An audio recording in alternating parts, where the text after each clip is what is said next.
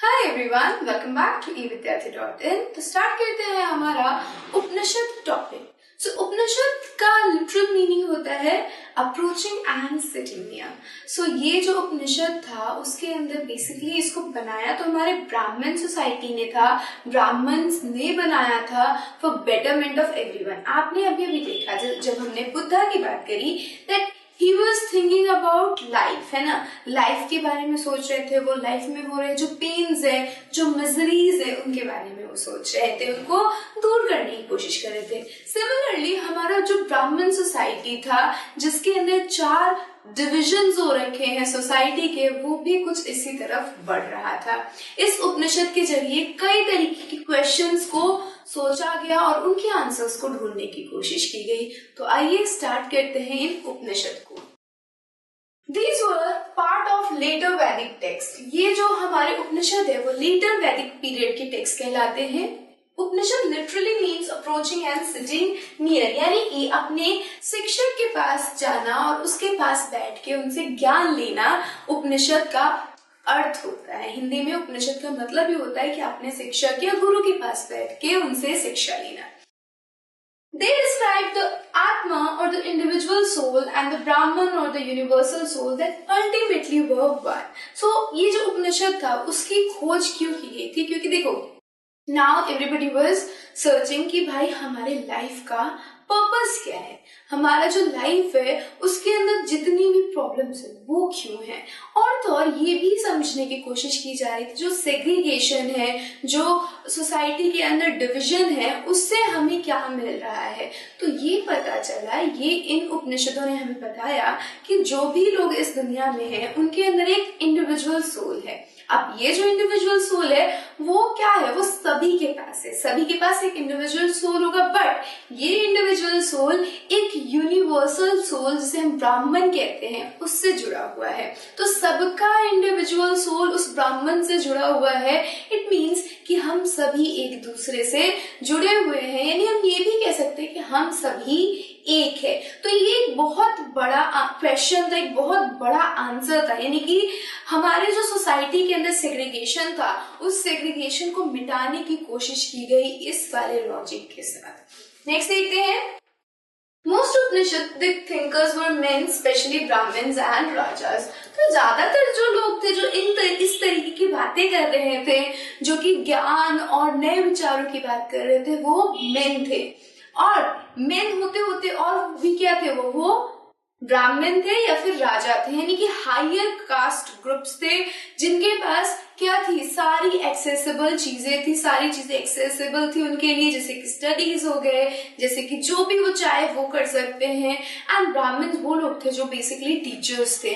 और हमारे जो क्षत्रिय थे, जो राजा हुआ करते थे, वो क्या करते थे, वेदास पढ़ते थे, उनको पढ़ने के लिए रोक टोक नहीं था। तो ये क्या थी, इनके पास सारी चीजें अवेलेबल थी और ये आराम से ऐसे मुद्दों पे डिस्कशन कर सकते थे। लेकिन मेन तो थे यहाँ पे, पर यहाँ पे एक्सेप्शन ये था कि कुछ विमेन्स भी थी और कुछ पुअर पीपल भी थे। इवन आपको दास भी देखने को मिलेंगे, यानी स्लेव्स भी इस उपनिषद के पार्ट थे। फर्स्ट जो एक्सेप्शन था वो थी Gargi. She was a women, वो एक वुमेन थी और उन्होंने वेदास जो थे हमारे उपनिषद उसके अंदर बहुत बड़ा योगदान दिया था। There were few women thinkers such as Gargi who was famous for her learning and participated in debates held in royal courts। So basically क्या होता था, जब राजा रानियां हुआ करते थे, जब सभाएं लगाई जाती थी, तो बड़े बड़े थिंकर्स आपस में डिबेट्स किया करते थे कि मेरी जो राय है वो आपसे क्यों सही है। तो ऐसी ही हमारी गार्गी थी। She was very learn person, बहुत ज्यादा नॉलेज था उनके पास और वो हमेशा ऐसे रॉयल कोर्ट्स में जाया करती थी और अपने विचार प्रस्तुत करती थी।